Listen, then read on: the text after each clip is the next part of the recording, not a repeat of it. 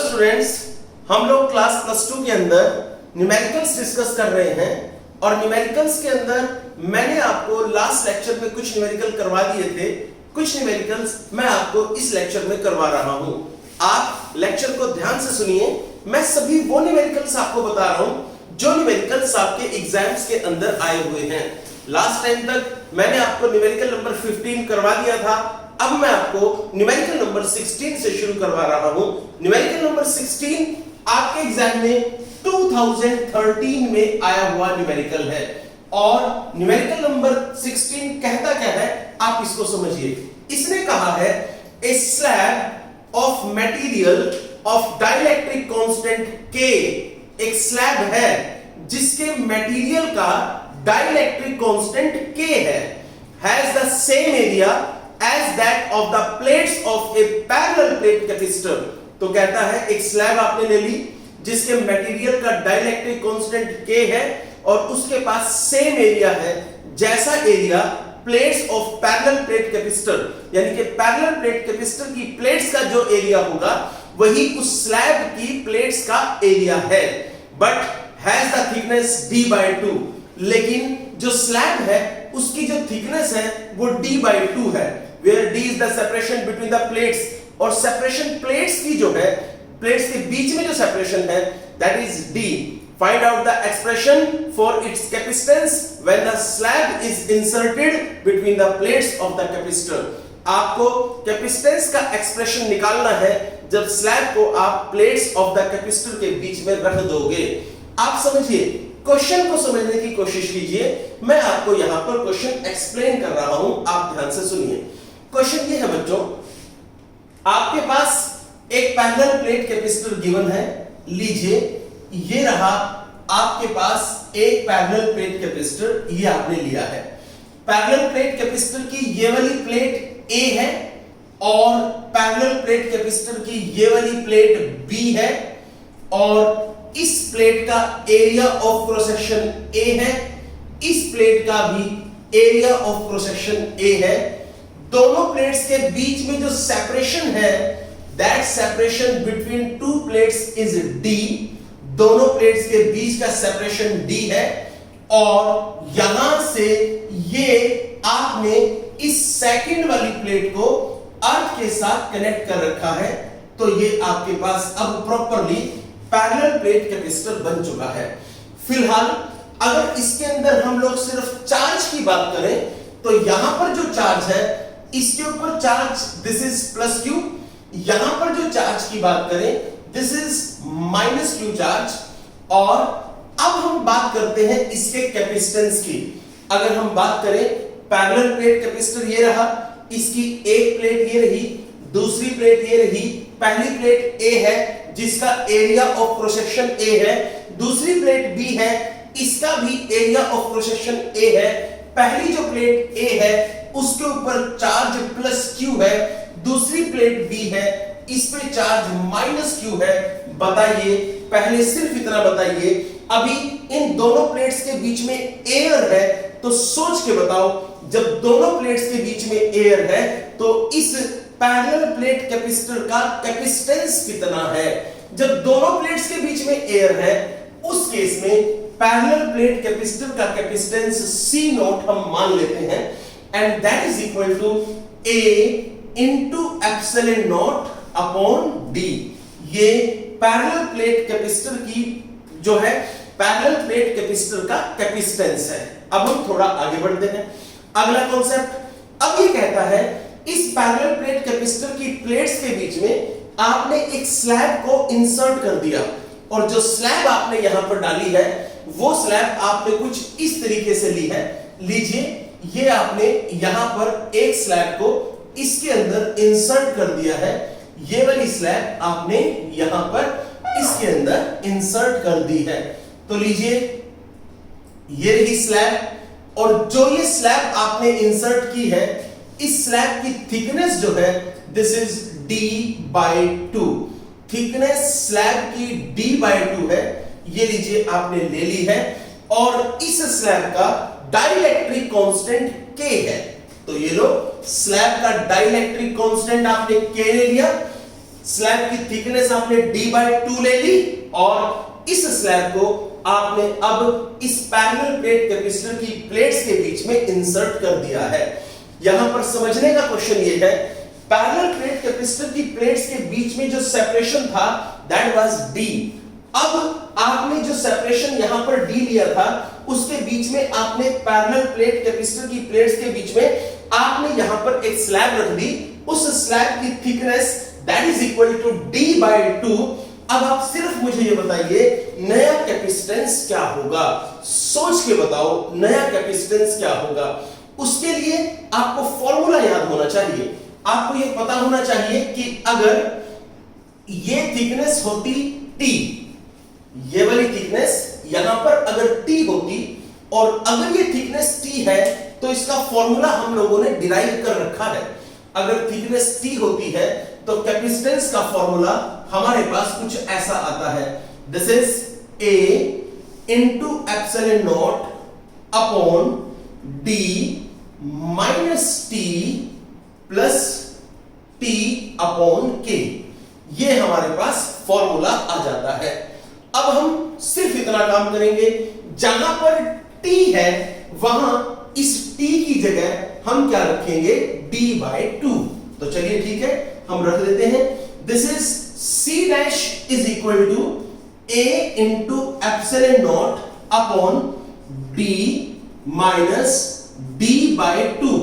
आपने t की जगह क्या लिखा d/2 प्लस, आगे बढ़ो, फिर आपने t की जगह लिखा d/2, this is d/2 into k। ये आपके पास आ गया। अब हम इससे भी आगे चलते हैं। नेक्स्ट स्टेप क्या है, अब आप यहां से इसको सेम रखो और d बाहर निकाल लो। तो d आपने कॉमन निकाल लिया, क्या बचा 1 माइनस 1/2। आगे चलो, प्लस यहां पर 1/2k, ये आपके पास आया है। आगे चलो बच्चों, 1 माइनस 1/2 क्या बचा, जरा सोच के बताओ। This is c dash is equal to, सोचो 1 माइनस 1/2 आपके पास क्या बचा है, दिस इज यहां पर आ गया d, ये रहा 1 माइनस 1/2 को आपने 1/2 लिखा प्लस साथ में और 1/2 के आपने ये लिखा। आगे चलिए next, this is again c dash is equal to a into epsilon not upon d। यहां से 2 कॉमन है, ये 2 भी बाहर निकाल लो। अब यहां पर क्या बचेगा, सॉरी, अब यहां पर आपके पास जो बचा है दैट विल बी, वो ये रहा, यहां पर 1 प्लस 1/k, ये आपके पास आया है। आगे चलो, c dash is equal to a into epsilon not 2d, ये रहा, यहां से आप k एलसीएम आया, यहां पर आपने लिखा दिस इज k प्लस 1। आगे बढ़िए, c dash is equal to, आप सोच के बताइए, आप इसको लिख सकते हैं a into epsilon not 2d। यहां पर देखिए ये वाला k ऊपर चला गया, अंदर यहां पर बचा है k प्लस 1, ये आपके पास आया। नई चीज और देखिए, आप ये बताइए ये पूरी वैल्यू आपके पास क्या है, सिर्फ ये वाली वैल्यू, तो आप समझ गए होंगे ये आपके पास दे रखा है। तो आप कहोगे this is c dash is equal to c into k upon 2 into k plus 1। ये आपके पास इस क्वेश्चन का आंसर आ गया है। So this is the answer of this question. ये क्वेश्चन का आंसर आपके पास प्रॉपर आ चुका है। अब हम इस क्वेश्चन से आगे अगले क्वेश्चन पे आते हैं, उसके बारे में बात करते हैं। This is our question number 16। इसमें आप ध्यान से सुन लीजिए, आपको कोई प्रॉब्लम नहीं है, बिल्कुल आसान क्वेश्चन है। अब हम चलते हैं नेक्स्ट क्वेश्चन पे। नया क्वेश्चन क्या है उसके बारे में हम बात करते हैं। This is now we have question number 17। चलिए अब हम क्वेश्चन नंबर 17 पर आते हैं और देखते हैं हमारे क्वेश्चन नंबर 17 में क्या क्या है। और इस क्वेश्चन के अंदर हमें क्या क्या पढ़ना है उसको आप ध्यान से सुन लीजिए। Question number 17 says to identical parallel plate capacitors, उनके बीच में एयर है, साथ में लिख रखा है ब्रैकेट में air. Two identical parallel plate capacitors, बीच में एयर है, C1 and C2 have capacitances C each. ठीक है, आपने दो पैरेलल प्लेट कैपेसिटर ले लिए, दोनों के बीच में एयर है, एक कैपेसिटर को आपने C1 कहा, दूसरे कैपेसिटर को आपने C2 कहा, और दोनों कैपेसिटर का कैपेसिटेंस आपके पास C के बराबर है। The area between the plates is now filled with two dielectrics as shown. कहता है प्लेट्स के बीच में जो एरिया है उसको आपने अब भर दिया है, किससे?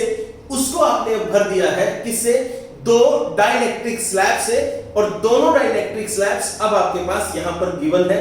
अब आपसे पूछा है, कहता है if the two capacitors still have same capacitance, अगर दोनों कैपेसिटर्स का कैपेसिटेंस अभी भी सेम है तो obtain the relation between dielectrics K1 and K2। पहले मैं आपको इस क्वेश्चन को प्रॉपर्ली समझाता हूं क्या है, सुनिए। ये कहता है आपके पास ये है हमारा क्वेश्चन नंबर 17। तो देखिए भाई, क्वेश्चन नंबर 17 अगर हम पढ़ते हैं तो क्वेश्चन नंबर 17 जो है वो आपके एग्जाम में 2011 में आया हुआ है। This is from 2011। अब आप क्वेश्चन को समझिए। ये कहता है आपके पास दो पैरेलल प्लेट कैपेसिटर है, तो ठीक है, हम लोगों ने यहां पर दो पैरेलल प्लेट कैपेसिटर बना दिए। दूसरा पैरेलल प्लेट कैपेसिटर हमारे पास ये वाला है, ये रहा।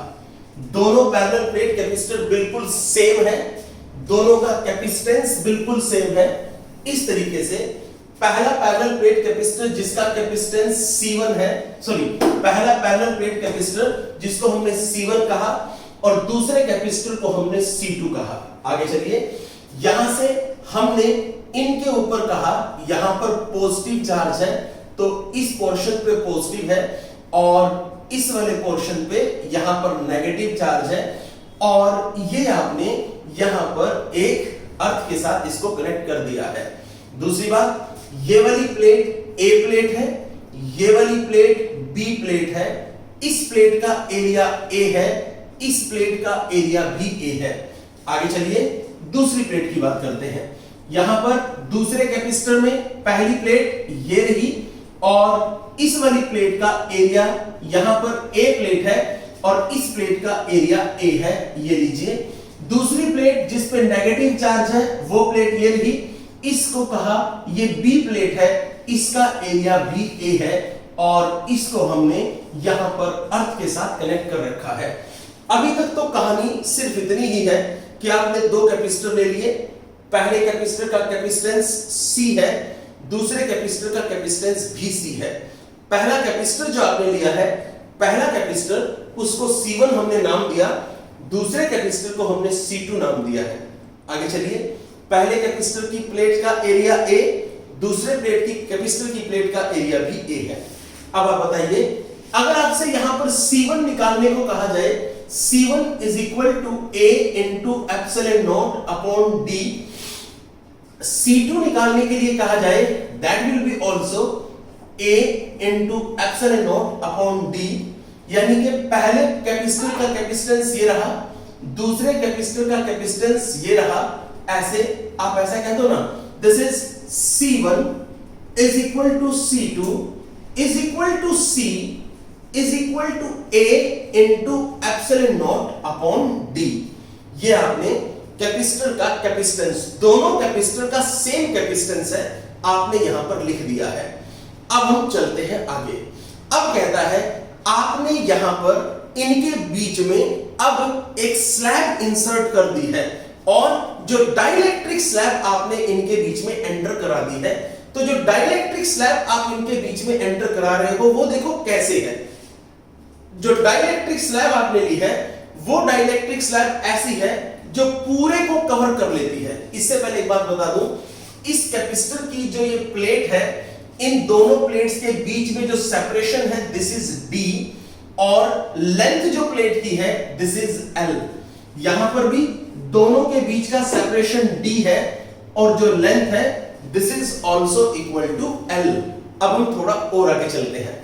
नेक्स्ट स्टेप देखिए, अब हम इन प्लेट्स के बीच में यहां पर डाइलेक्ट्रिक स्लैब को इंसर्ट कर देते हैं। डाइलेक्ट्रिक स्लैब जो यहां पर इंसर्ट की जाएंगी वो डाइलेक्ट्रिक स्लैब बिल्कुल इन्हीं के बीच में जो सेपरेशन d है ना, उनकी प्लेट्स की जो थिकनेस होगी वो भी d के बराबर ही होगी। यानी कि आप पैरेलल प्लेट कैपेसिटर की प्लेट्स के बीच में स्लैब जो इंसर्ट कर रहे हो वो स्लैब आपने कुछ इस तरीके से यहां पर ली है। लीजिए ये स्लैब आपने यहां पर कुछ इस तरीके से इसके अंदर ऐसे इंसर्ट की है। अब लीजिए ये स्लैब आपने यहां पर प्रॉपरली इसके अंदर इंसर्ट कर दी है। अब आप एक बात बताइए, हालांकि मुझे पूछना नहीं चाहिए, आपको पता होगा, बताइए इस पैरेलल प्लेट कैपेसिटर की जो यहां पर बीच में जो स्लैब इंसर्ट की है इस स्लैब की थिकनेस कितनी है। ऑब्वियसली जितना इनके बीच में सेपरेशन है वही इसकी थिकनेस है। इनके बीच में सेपरेशन d है तो इसकी थिकनेस भी d है और यहां पर इसका डाइलेक्ट्रिक कांस्टेंट जो है वो k है। तो ठीक है, मैं यहां से इसको इस तरीके से दिखा देता हूं और यहां पर इनकी जो थिकनेस है दिस इज d। ये d थिकनेस आपको यहां से देखने को मिल जाएगी। चलिए ये एक पॉइंट आपके पास आया। अब जरा इसमें देखो, इसने क्या कहा, कहता है इसमें अब जो नया काम है उसको समझो। ये कहता है कि हमने यहां पर क्या किया है, इस सेकंड कैपेसिटर के अंदर क्या किया उसको सुनो। सेकंड कैपेसिटर के अंदर इन्होंने एक काम किया है। सबसे पहला काम ये कि अब यहां पर आपने एक स्लैब नहीं दो स्लैब इंसर्ट की है, दो स्लैब। सो जो टू स्लैब्स इंसर्ट की है वो कुछ ऐसे हैं। पहली स्लैब कैसे है वो देखो, पहली स्लैब हमने यहां पर ली है। आप जोन सी मर्जी पहले बना दो, कोई फर्क नहीं पड़ता। तो पहली स्लैब आपने यहां पर कुछ इस तरीके से इंसर्ट करवाई है। ये रही यहां पर, ये रही यहां पर। ये फर्स्ट स्लैब है जिसको हमने यहां पर इंसर्ट करवाया है।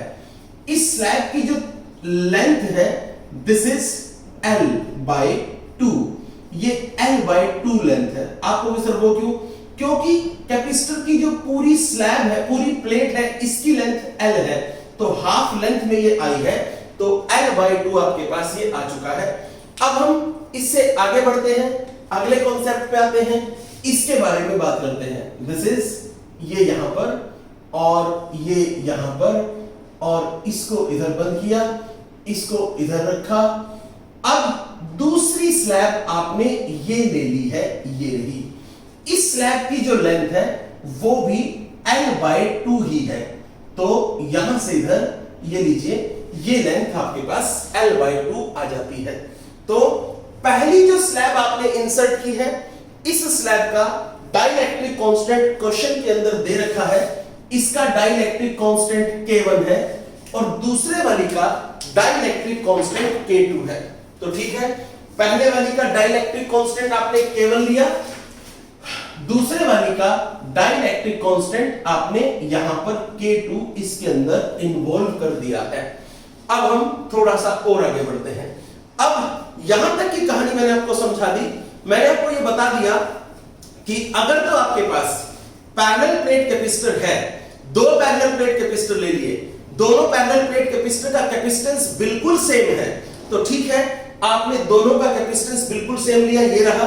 अब कहता है पहली पैरेलल प्लेट कैपेसिटर जो आपने लिया उसके अंदर आपने यहां पर जो स्लैब इंसर्ट की है उसकी थिकनेस d है, उसका डाइलेक्ट्रिक कांस्टेंट k है।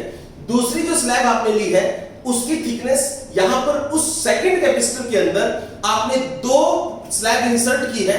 पहली की लेंथ l/2 है, दूसरी की लेंथ भी l/2 है। पहली का डाइलेक्ट्रिक कांस्टेंट K1 है, दूसरी का डाइलेक्ट्रिक कांस्टेंट K2 है। अब आपको यहां से कुछ चीजें बतानी है। सबसे पहली बात आपको क्या पता लगाना है वो देखिए। आप मुझे ये बताइए, जब आप इसके अंदर डाइलेक्ट्रिक स्लैब को इंसर्ट कर देंगे तो इसका कैपेसिटेंस कितना होगा। सुनिए, मैं यहां पर लिखता हूं आफ्टर इंसर्टिंग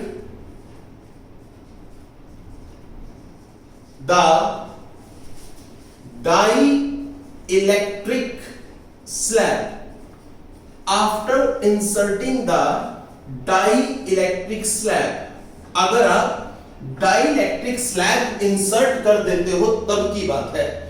देखो इस वाले कैपेसिटर का शुरुआत में कैपेसिटेंस ये वाला है, डेफिनेटली सोच के बताओ जब डाई इलेक्ट्रिक स्लैब इंसर्ट करते हैं तो कैपेसिटेंस कितना होता है।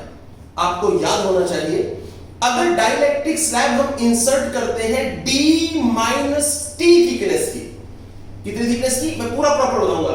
अगर हम डाइलेक्ट्रिक स्लैब इंसर्ट करते, क्योंकि हमने टॉपिक किया था, अगर D माइनस टी थिकनेस की डाइलेक्ट्रिक स्लैब इंसर्ट करते हैं और उसका डाइलेक्ट्रिक कांस्टेंट K होता है, क्योंकि ये इसलिए बता रहा हूं क्योंकि हमने किया था उस केस में जो नया कैपेसिटेंस निकल करके आएगा that will B A into epsilon not. यहां पर क्या था, D minus T plus T upon K, ये था। अब आप एक काम कीजिए, जहां पर आपके पास अब यहां पर ये दोबारा बोल रहा हूं, ये फॉर्मूला क्या था, जब आप एक डाइलेक्ट्रिक स्लैब इंसर्ट कर देते हैं जिसकी थिकनेस T होती है और एयर कितनी बचती है D माइनस टी।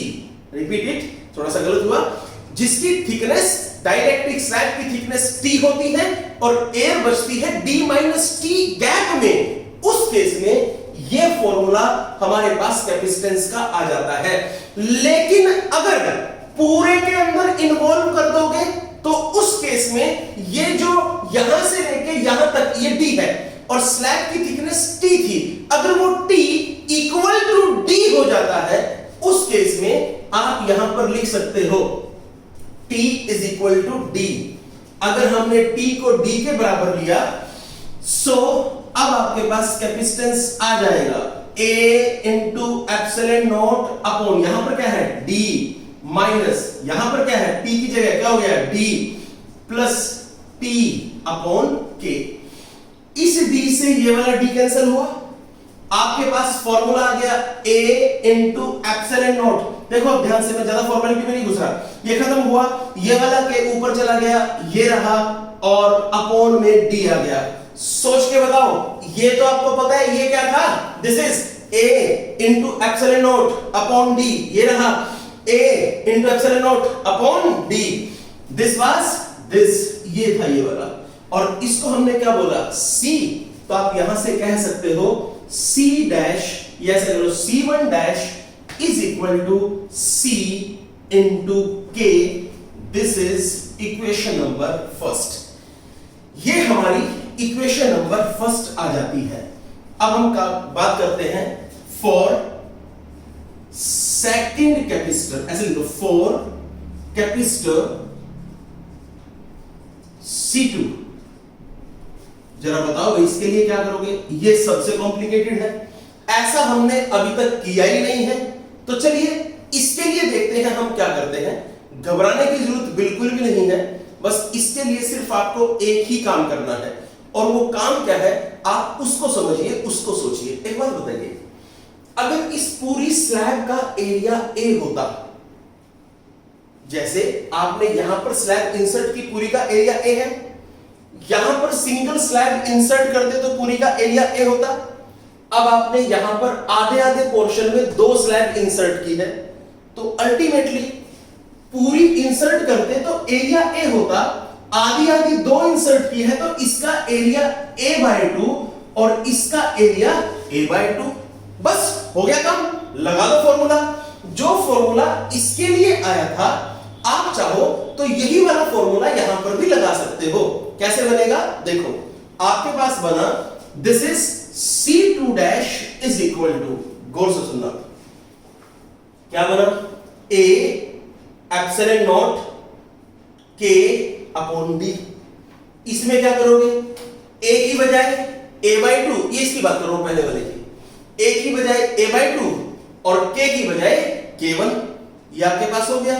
तो क्या लिखोगे, this is A/2 into epsilon not into, यहां पर आ गया D और साथ में क्या आ गया, दिस इज K1। डेफिनेटली यही तो मैंने तो सीधा उसको टेप दिया यहां पर उठा के। दूसरे केस में सेकंड क्या बनेगा, अगेन इसके लिए भी एरिया a/2 है, तो क्या लिखोगे, this is a/2 epsilon not into d साथ में k2, ये वाला आ गया। अब आगे चलिए, this is C2 dash is equal to, जो कॉमन है बाहर निकाल लो, क्या बन गया, this is a epsilon not 2d, आगे बढ़ो, k1 plus k2, this is equation number second. अब आप एक बात बताओ, आपके पास इक्वेशन फर्स्ट ही आ गई, इक्वेशन सेकंड ही आ गई। अकॉर्डिंग टू क्वेश्चन में कहा गया कि दोनों की दोनों इक्वेशन, दोनों के दोनों, पहले कैपेसिटर का कैपेसिटेंस ये आ गया, दूसरे कैपेसिटर का नया कैपेसिटेंस ये आ गया। क्वेश्चन में कहा है दोनों का कैपेसिटेंस बिल्कुल सेम है, तो ठीक है, जब दोनों का कैपेसिटेंस सेम है तो दोनों के कैपेसिटेंस को सेम पुट कर दो। चलो कर देते हैं, क्या बना देख लो, this is C1 dash is equal to C2 dash. C1 dash की वैल्यू कितनी है, दिस इज हियर, ये लिखो या ये लिखो, अब वो डिपेंड करता है, मैं ये लिख रहा हूं। अगर ये लिख रहा हूं तो फिर इसको भी इसके जैसा ही बनाना पड़ेगा। C2 dash is equal to, देखो ये वाली वैल्यू क्या है, दिस इज C, क्या लिखा जाएगा, C upon 2 into K1 plus K2। अब मैं इसको कहूंगा, ये मेरे पास इक्वेशन नंबर सेकंड है। चलिए, C1 dash is equal to C into K, C2 dash is equal to C upon 2 into K1 plus K2, ये वाली वैल्यू है। आगे बढ़िए, इस C से ये वाला C कैंसिल हो गया, डेफिनेटली आपके पास एक रिलेशन आ गया, K is equal to 1/2 into K1 plus K2। ये लीजिए, ये आपके पास K के बीच में, K1 के बीच में और K2 के बीच में, इन सब के बीच में ये रिलेशन आपका आ चुका है। चलिए, अब हम इससे थोड़ा सा और आगे बढ़ते हैं, इससे अगले कॉन्सेप्ट की बात करते हैं। This is now question number 18। अब हम आते हैं हमारे क्वेश्चन नंबर 18 पे। समझिए, क्वेश्चन नंबर 18 में हमें क्या करना है और क्वेश्चन नंबर 18 में हमें आगे कैसे किस किस तरीके के क्वेश्चंस मिलेंगे।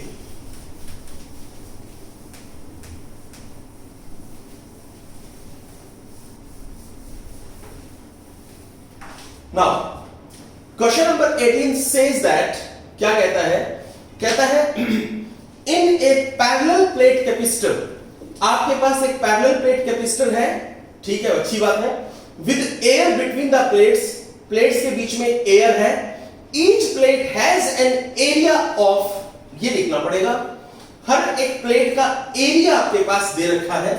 तो this is our question number 18 and ये जो क्वेश्चन नंबर 18 है, ये क्वेश्चन नंबर 18 आपके एग्जाम्स में 2014 में आया हुआ है। This is from 2014। अब आप सुनिए, ये क्वेश्चन क्या है, इसके बारे में बात करते हैं।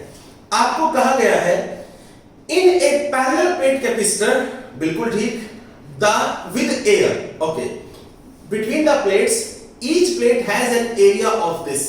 मैं सबसे पहले आपके लिए एक पैरेलल प्लेट कैपेसिटर बना देता हूं। ये रहा, ये हमारा पैरेलल प्लेट कैपेसिटर है और उस पैरेलल प्लेट कैपेसिटर की ये प्लेट्स हैं, ये रही, और यहां से आप इधर आ गए और यहां से आप इधर आ गए। ये लीजिए, ये आपने इसका एरिया ए लिया, इसका भी एरिया ए लिया, ये ए प्लेट है, ये बी प्लेट है, दोनों प्लेट्स के बीच में सेपरेशन हमने डी लिया है, ये रहा यहां पर है।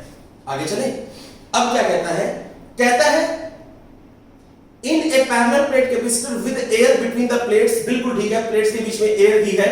आगे चलिए, each plate has an area of 6 into 10 to power -3 metre square. हर एक प्लेट का एरिया आपको दे रखा है। This is area of plate is equal to यहां पर है 6 into 10 to power -3 metre square. आगे बढ़िए, और क्या है, and the separation between the plates is, और प्लेट्स के बीच में सेपरेशन को बोलते हैं d, this is equal to 3 millimetre. अब आप एक बात बताइए, पहले मिलीमीटर से सेंटीमीटर, फिर सेंटीमीटर से मीटर, कितना बनेगा, this is 3 into 10 to power -3 metre. आगे बढ़िए, और क्या होगा, इससे आगे चलते हैं, next concept, calculate the capacitance of the capacitor. आपको इस कैपेसिटर का कैपेसिटेंस कैलकुलेट करना है। तो एक बात बताइए बच्चे, कैपेसिटर का कैपेसिटेंस कैलकुलेट करने का फॉर्मूला, इस क्वेश्चन को यहां पर कैपेसिटेंस अगर आप निकालते हो, दिस इज, फॉर्मूला क्या है कैपेसिटेंस का, A into epsilon not upon D. एक बात बताइए, क्या आपको A का पता है? डेफिनेटली आपको A का पता है, एरिया, यहां पर ये एरिया ही तो है। दूसरी बात, D का पता है, ये रहा D।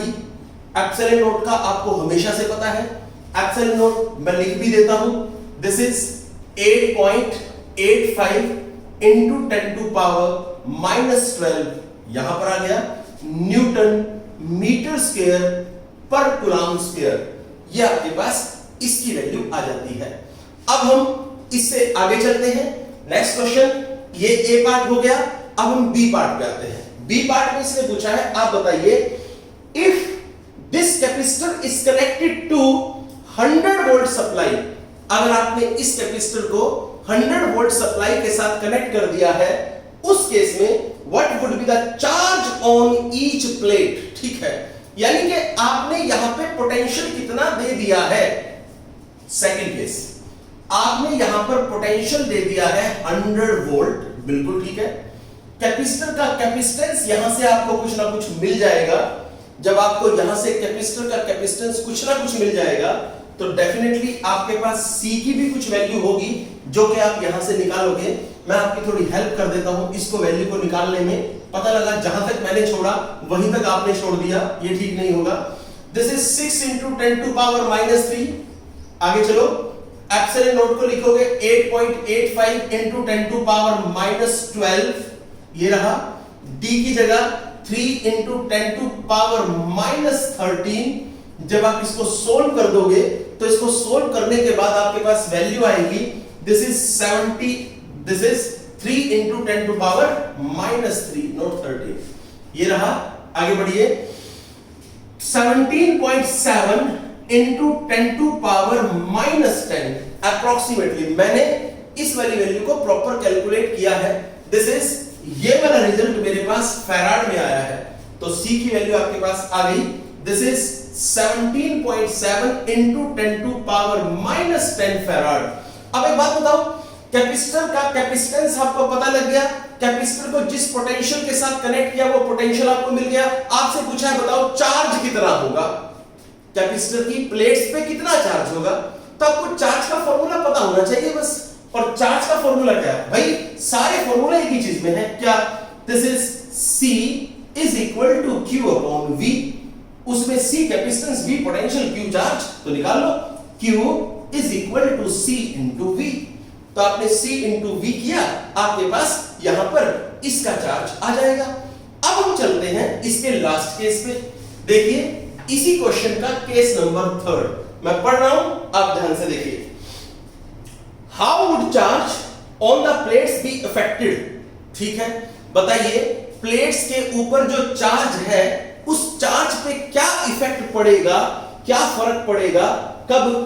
How would the charge on the plate be affected if a 3 mm thick mica sheet, आपने एक शीट ली है जिसकी थिकनेस, ये क्वेश्चन बहुत इंपॉर्टेंट है, आपने एक स्लैब ली जिसकी थिकनेस 3 mm है, ये रही, और इसका डाइलेक्ट्रिक कांस्टेंट आपको 6 दे रखा है, K is equal to 6। अब आपसे पूछा है, is inserted between the plates while the voltage supply remains connected। Voltage supply साथ में दे रखी है, आप सिर्फ इतना बता दीजिए कि चार्ज पे क्या फर्क पड़ेगा।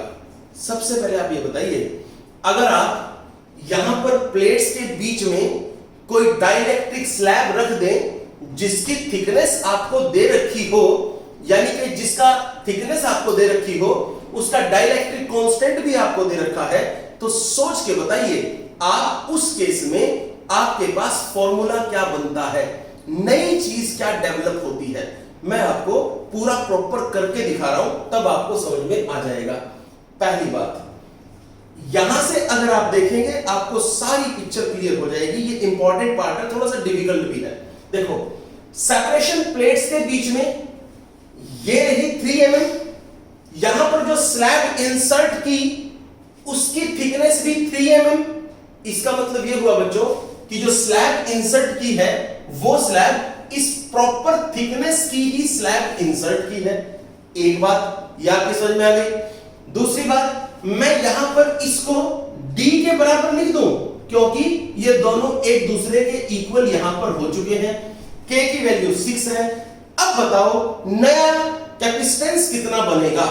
भाई कैपेसिटेंस के लिए फॉर्मूला याद रखो, दिस इज नया कैपेसिटेंस क्या होता था वो A into epsilon naught upon D minus T plus T upon K, ये होता था। उसमें D की जगह आप यहां पर T पुट कर दें, सॉरी T की जगह आप यहां पर D पुट कर दें क्योंकि ये बराबर है। आपने यहां पर D पुट किया, आपने यहां पर भी D पुट किया, इस D से वाला D कैंसिल हो गया। C dash is equal to how much, A into epsilon not, ऊपर घूम के K अपॉन में क्या है D, या क्या। ये तो आप पहले से जानते हो ये क्या है, दिस इज C, बिकॉज आपने स्टार्टिंग में ही इसको C लिखा है। तो बताइए C dash is equal to C into K। अगर C डैश की वैल्यू C इंटू K है, यानी कि कैपेसिटेंस जो पहले से K टाइम मल्टीपल हो गया, कैपेसिटेंस अगर पहले से k टाइम मल्टीपल होता है, यानी कि नया कैपेसिटेंस पुराने कैपेसिटेंस को k से मल्टीप्लाई करके आता है, तो इसी फॉर्मेट में यहां से अगर आप देखें C is equal to A into epsilon not upon D है। ये कांस्टेंट टर्म है, इसको भी कांस्टेंट रखा है। आप ध्यान से सुनिए चीज को, ये कांस्टेंट टर्म है, इसको भी कांस्टेंट रखा है। बताइए आपके पास A की वैल्यू क्या होती है, A is equal to Q upon epsilon not. ध्यान से सोचिए इन सब में कौन कौन कांस्टेंट है जिसकी वैल्यू चेंज नहीं होगी। ये नहीं बदलेगा, ये नहीं बदलेगा, ये नहीं बदलेगा। जैसे ही कैपेसिटेंस बदलेगा वैसे ही चार्ज भी बदल जाएगा, या यूं कहना जैसे ही चार्ज बदलेगा वैसे ही कैपेसिटेंस भी बदल जाएगा। और जो कैपेसिटेंस है वो तो चार्ज के डायरेक्टली प्रोपोर्शनल है। साफ साफ आप ये कह सकते हैं, क्या आप ये कह सकते हैं कि अगर कैपेसिटेंस चार्ज के डायरेक्टली प्रोपोर्शनल है तो इस स्लैब को इंसर्ट करने से जितना कैपेसिटेंस में चेंज होगा 100% उतना ही चेंज चार्ज के अंदर भी होगा। सो जो नया चार्ज होगा that will be Q dash is equal to Q into K। नया चार्ज आपके पास ये वाला आ जाएगा। अब सुनिए, K की वैल्यू यहां पर आपको दे रखी है, दिस इज 6, ये आपके पास K की वैल्यू है। Q की वैल्यू, जो चार्ज की वैल्यू, वो आप यहां से निकालेंगे, Q is equal to C into V करके।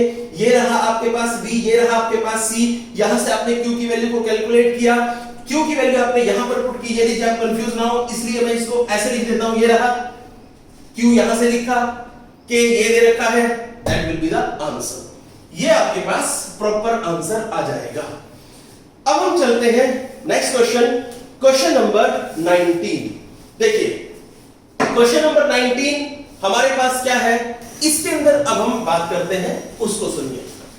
This is now question number 19। समझिए, question number 19 one of the most important question है, बहुत बढ़िया क्वेश्चन है।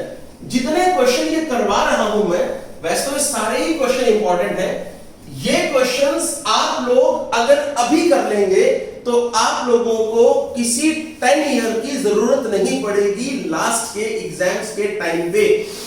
यहां पर मैं टॉपिक के साथ साथ आपको न्यूमेरिकल करवा रहा हूं, साथ में वो न्यूमेरिकल भी करवा रहा हूं जो आपके एग्जाम्स में आए हुए हैं। सो अब हम आते हैं हमारे क्वेश्चन नंबर 19 पे। देखिए क्वेश्चन नंबर 19 क्या है, इसमें ये क्या कहता है, इसको हम लेके आगे बढ़ते हैं। This is question number 19। Question number 19 आपके एग्जाम में 2010 में आया हुआ है।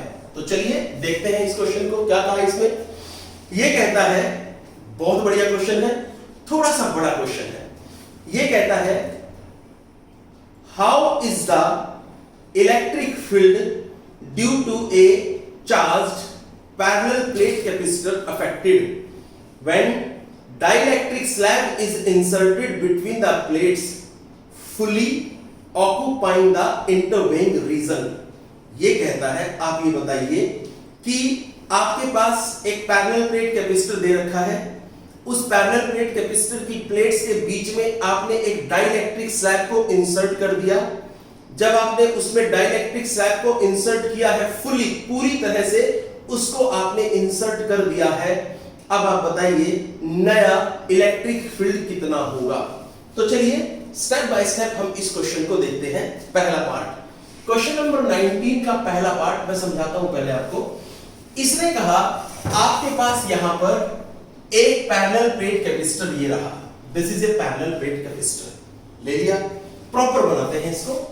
ये लीजिए, यहां पर इसके पास पॉजिटिव चार्ज है, ओके, यहां पर इसके ऊपर नेगेटिव चार्ज है, ये आपने इधर अर्थ के साथ कनेक्ट कर दिया है, और यहां पर इन दोनों के बीच में जो सेपरेशन है दैट सेपरेशन इज डी।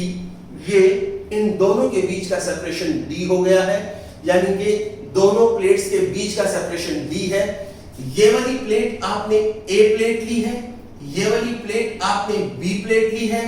पहली प्लेट का area of cross section A है, दूसरी प्लेट का भी area of cross section A है। आगे चलिए, अब आप सिर्फ एक बात बताइए, प्लेट्स के बीच में फिलहाल कुछ नहीं है, प्लेट्स के बीच में सिर्फ एरिया यानी कि एयर है। अब आप एक बात बताओ, यहां से अगर मैं आपसे पूछता हूं प्लेट्स के ऊपर यहां पर चार्ज है Q, तो बताओ यहां पे सरफेस चार्ज डेंसिटी कितनी होगी। Surface charge density is equal to charge पर यूनिट सरफेस एरिया, ये होगी। अब मैं आपसे पूछता हूं, बताओ यहां पर इन दोनों प्लेट्स के बीच में इलेक्ट्रिक फील्ड कितनी होगी। तो इन दोनों प्लेट्स के बीच में इलेक्ट्रिक फील्ड विल बी, अभी एयर है ना, तो इलेक्ट्रिक फील्ड को ऐसा लिख देता हूं, एयर इलेक्ट्रिक फील्ड, बताओ कितनी होगी। This is E not, E not is equal to कितनी होगी, this is sigma upon epsilon not. ये इलेक्ट्रिक फील्ड होती है इनके बीच में। अब ये बताइए इसकी वैल्यू कितनी बनेगी, इसकी वैल्यू बन गई E naught is equal to sigma की जगह वैल्यू पुट करो Q upon A into epsilon not. ये आपके पास एक इलेक्ट्रिक फील्ड आ गई। ये उस समय की इलेक्ट्रिक फील्ड है जब प्लेट्स के बीच में सिर्फ और सिर्फ एयर है। अब आपने प्लेट्स के बीच में एक स्लैब को इंसर्ट कर दिया, उस स्लैब को इंसर्ट जिसको किया वो पूरी को कवर कर जाती है, इसको पूरी को कवर कर जाती है। एक बात बताइए, स्लैब के बारे में कहा है कि वो स्लैब डाइलेक्ट्रिक स्लैब है।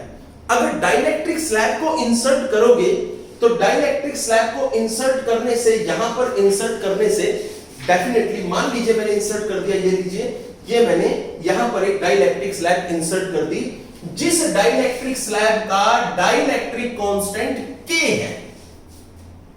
डाइलेक्ट्रिक स्लैब का डाइलेक्ट्रिक कांस्टेंट क्या है, K। उस स्लैब को इंसर्ट कर दिया, बताओ अब यहां पर नया इलेक्ट्रिक फील्ड क्या होगा। तो जो नई इलेक्ट्रिक फील्ड होगी उसको बनाते हैं। नया इलेक्ट्रिक फील्ड कैसे बनाएंगे उसको समझो। एक बात बताओ, यहां पर सरफेस चार्ज डेंसिटी अब वही है Q upon A, no doubt. बताओ नया इलेक्ट्रिक फील्ड उसको लिखते हैं E डैश, बताओ कितना बनेगा। बेटा ये ना एक मीडियम है, क्या है ये, मीडियम। जब एयर था तो आपने इलेक्ट्रिक फील्ड का फॉर्मूला लिखा था सिग्मा अपॉन एप्सिलॉन नॉट। अब ये एयर नहीं है, अब ये मीडियम है। मीडियम है, जब एयर होती है तो यहां पर एप्सिलॉन नॉट आता है, और जब कोई मीडियम होता है तो यहां पर सिर्फ क्या आता है, एप्सिलॉन। तो आप यहां पर लिखो सिग्मा अपॉन एप्सिलॉन। डेफिनेटली है, इसमें कोई शक नहीं, कोई प्रॉब्लम नहीं होनी चाहिए। आपको यह भी पता होना चाहिए कि यहां से Q की वैल्यू, दिस इज सिग्मा की value Q upon A into epsilon, ये आपके पास आ गया। अब आपको यह पता है कि जो डाइलेक्ट्रिक कांस्टेंट होता है that is sigma, sorry, epsilon upon epsilon not, यही तो होता है डाइलेक्ट्रिक कांस्टेंट। तो बताओ यहां से K is equal to epsilon upon epsilon not आपके पास आ गया। यहां से बताओ एप्सिलॉन की वैल्यू कितनी है, epsilon is equal to K into epsilon not, ये आपके पास आ गया। तो बताओ E dash is equal to Q upon A into epsilon की जगह क्या हुआ, this is K into epsilon not. आगे बढ़ो, E dash is equal to, सोचो ये क्या है, Q upon A into epsilon not into K, उसमें ये बताओ सोच के ये क्या है, साफ साफ दिख रही है तो E नॉट है, तो क्या कहोगे, this is E dash is equal to E not upon K। ये आपके पास नई इलेक्ट्रिक फील्ड आ जाती है। इसने हमसे यही पूछा था, आप ये बताइए कि न्यू इलेक्ट्रिक फील्ड यहां पर कितनी बनेगी, वो हमने इसको बनाकर बता दी है। ठीक है, आगे चलिए नेक्स्ट। अब इसी क्वेश्चन का सेकंड पार्ट क्या है उसको देखिए। 19th क्वेश्चन के सेकंड पार्ट में इसने कहा a slab of material dielectric constant K has the same area as the plates of the parallel plate capacitor, but the thickness d by 2, where d is the separation between the plates. Find the expression for the capacitance when the slab is inserted between the plates. ये question ऐसा ही है जैसा question number 16 है, but इसने कहा है तो मैं ये वाला क्वेश्चन हल्का सा आपको बता देता हूं। क्वेश्चन नंबर 19 का सेकंड पार्ट क्या है, कहता है पैरेलल प्लेट कैपेसिटर आपका ये रहा, उसके अंदर पैरेलल प्लेट कैपेसिटर की जो प्लेट्स हैं उन प्लेट्स के बीच में सेपरेशन आपने यहां पर रखा D, और ये लीजिए ये वाला चार्ज इस A प्लेट पे और इस B प्लेट पे, A प्लेट का एरिया A, B प्लेट का एरिया A प्लेट पे चार्ज प्लस Q है, B प्लेट पे चार्ज माइनस Q है, और आपने यहां से इसको ऐसे इंसर्ट कर दिया है। अब आप सिर्फ एक बात का जवाब दीजिए और वो मुझे ये बताइए, सोच के बताइए, अगर आपको ये कह दिया जाए कि ये जो पैरेलल प्लेट कैपेसिटर है इसके बीच में, इसके अंदर, इसकी प्लेट्स के बीच में आपने एक स्लैब को इंसर्ट किया जिसकी थिकनेस d/2 है। जब तक इसके अंदर कोई स्लैब इंसर्ट नहीं है, जब तक इसके बीच में एयर है, तब तक इसका कैपेसिटेंस बनेगा C is equal to A into epsilon not upon D, ये कैपेसिटेंस तब तक बनेगा। और जब इसकी प्लेट्स के बीच में एयर आ जाएगी, उस केस में कैपेसिटेंस क्या बनेगा वो देखते हैं। सॉरी, एयर को हटा के जब इसकी प्लेट्स के बीच में डाइलेक्ट्रिक स्लैब आ जाएगी तब देखते हैं इसका क्या फॉर्मूला आता है। तो चलिए देखते हैं, पहले इसके अंदर यहां पर डाइलेक्ट्रिक स्लैब को इंसर्ट करते हैं। चलिए करते हैं, ये हमने इधर, ये इधर, ये इधर, यहां पर लीजिए, इसका डाइलेक्ट्रिक कांस्टेंट K है और इसकी जो थिकनेस है this is T is equal to D upon 2, ये इसकी थिकनेस है विच इज D अपॉन 2। तो चलो देखते हैं भाई नया कैपेसिटेंस क्या बनता है। चलिए, इंटरेस्टिंग है, ये बताइए कैपेसिटेंस का फॉर्मूला क्या है। कैपेसिटेंस का फॉर्मूला, जब आप डाइलेक्ट्रिक स्लैब इंसर्ट करते हैं और वो डाइलेक्ट्रिक स्लैब, जिस डाइलेक्ट्रिक स्लैब की थिकनेस T होती है, तब बताओ कैपेसिटेंस का फॉर्मूला क्या है। वो डाइलेक्ट्रिक स्लैब जिसका डाइलेक्ट्रिक कांस्टेंट K है, उसकी थिकनेस T होती है, तब बताओ क्या फॉर्मूला आता है। उस केस में रिजल्ट आता है C dash is equal to A into epsilon not upon D minus T plus T upon K। This is, सोचो D की जगह, सॉरी T की जगह क्या लिखोगे, D/2 डेफिनेटली। तो जहां पर आपको यहां पर जहां पर T दिखता है वहां पर D/2 पुट कर दो। चलो कर दिया, कितना बना देख लो। d minus d by 2 plus d by 2k। ये हो गया, आगे बढ़ो। c dash is equal to a into epsilon not upon d, यहां पर आया 1 minus 1 by 2 plus 1 by k, ये आपके पास आ गया। 1 बाई 2 माइनस 1 माइनस 1 बाई 2 क्या होता है? 1 बाई 2। तो आप क्या लिखोगे? This is c dash is equal to a into epsilon not upon d into 1 by 2 plus 1 by k, ये रहा। दिस इज 2k, a ये रहा। यहां से 2 बाहर आ जाएगा, c dash is equal to a into epsilon not upon d into 2 भी बाहर आया तो d बाई 2, यहां पर बचा 1 प्लस 1 बाई k। आगे चलिए, नेक्स्ट इज, अगले स्टेप पे क्या करोगे? c dash is equal to a into epsilon not upon d by 2, ये रहा। यहां से क्या है? k, क्या लिखोगे? k प्लस 1, ये रहा। अब ये वाला 2 और ये वाला k ऊपर चले जाएंगे, तो यहां पर आया c dash is equal to 2 into k into a into epsilon not upon d into k plus 1। आगे बढ़िए, ये तो आप जानते ही होंगे क्या चीज है, ये रहा। दिस इज c, तो c dash is equal to 2 into c into k upon this is k plus 1, ये रहा। क्लियर? ये आपके पास प्रॉपर आंसर आ जाता है। बच्चों, यहां तक के न्यूमेरिकल आपको करने हैं, ये इंपॉर्टेंट न्यूमेरिकल है। कल मैं आपको फिर कुछ न्यूमेरिकल लेकर आऊंगा आपके लिए। तब तक आप एक न्यूमेरिकल नंबर 20 खुद से ट्राई करके देखें, वो बड़ा न्यूमेरिकल है। कल मैं आपको वो कराऊंगा और आगे के कुछ टॉपिक कराऊंगा। आप इसको रिवाइज कीजिए। All the best.